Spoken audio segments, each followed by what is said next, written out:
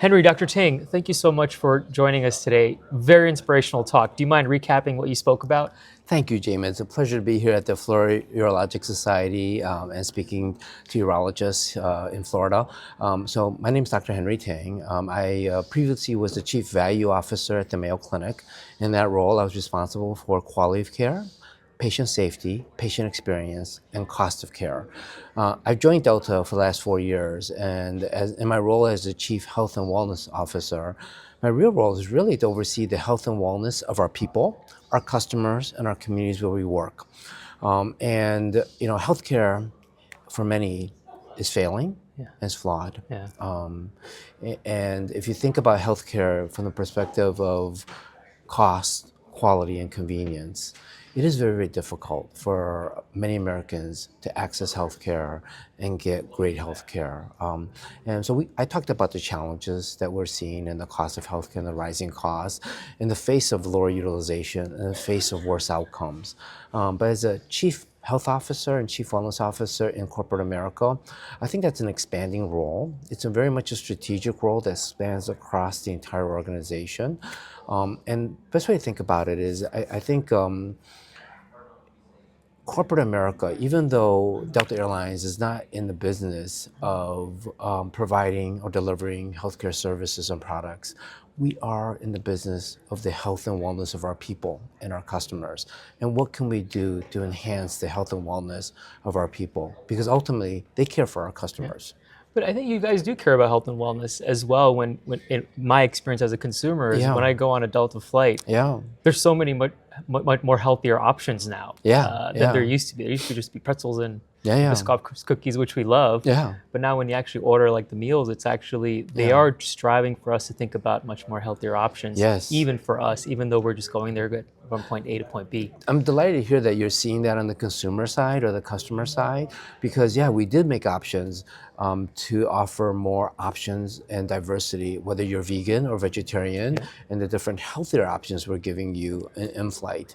But our major investment is in our people's health and wellness. And the best way to think about that is wellness or well-being means being well. And what does it mean to have better days? What does it mean for you to be a better or best version of yourself for your colleagues and for your customers?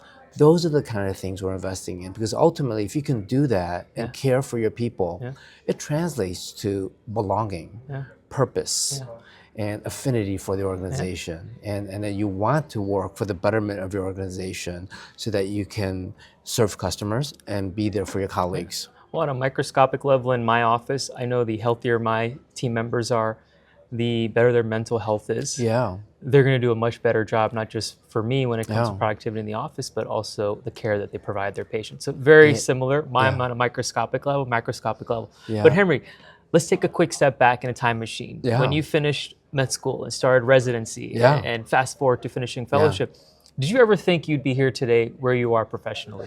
No way. I went to med school, became an interventional cardiologist, and the advice I'd give people is whether you stay at an organization for 30, 40 years, or you move to different organizations, your professional career in reality is a series of careers that typically span 5 to 10 years. So in my career, I was initially wanted to be a great clinician, a clinician that patients trusted, my colleagues trusted to refer cardiology cases and interventional cardiology cases to me. That was my first career. My second career was I wanted to advance science. And I became a health services researcher, became a full professor, got NIH and federal grants, and published literature in health services research and outcomes research that showed, we might do these great trials and write these great guidelines, but the gap between what we say is ideal guidelines-based care and real-world care is probably 50%. And so that was my second career.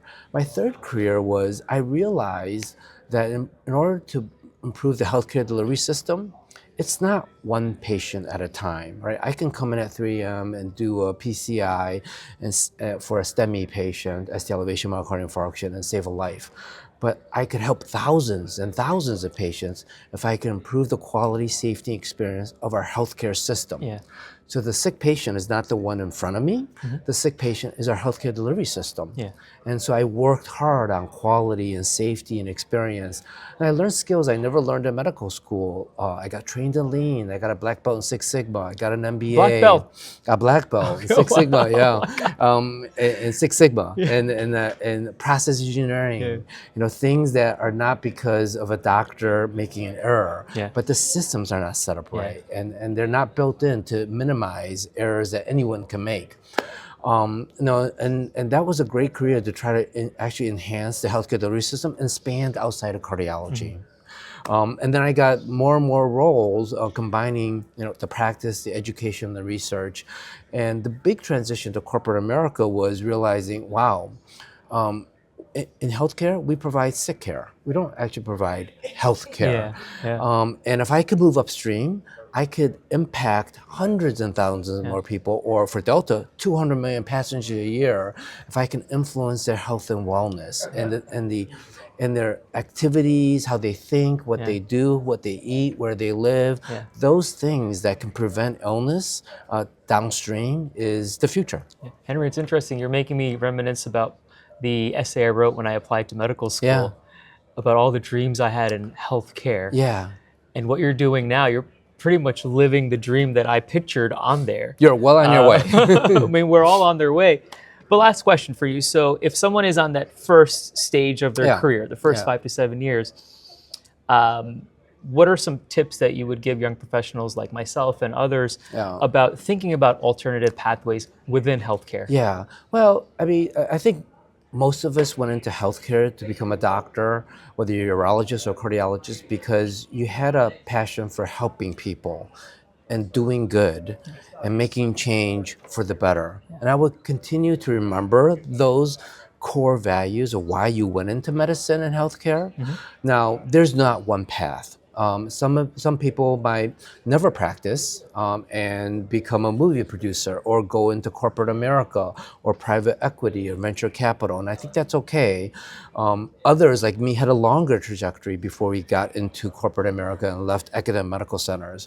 I do think my advice to you is remember who you are, remember who you came from, why you went into medicine, and then think about what you want to do in the next 3 to 8 years. That is your current career trajectory. And if you think about that, invest in yourself.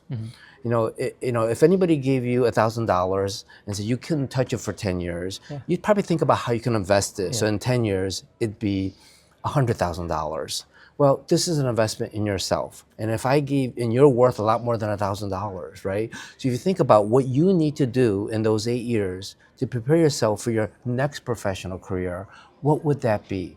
What would that look like? And try not to deviate too much. Try to keep a focus on that North Star and continue to pursue your passions, whether that's in academic medicine or outside of academic medicine or practice healthcare.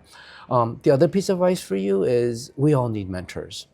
And mentoring is not a one-way street, right? We all need multiple mentors. There's no such thing right now of just a single mentor, because you might need a research mentor, you might need a life mentor, a leadership mentor.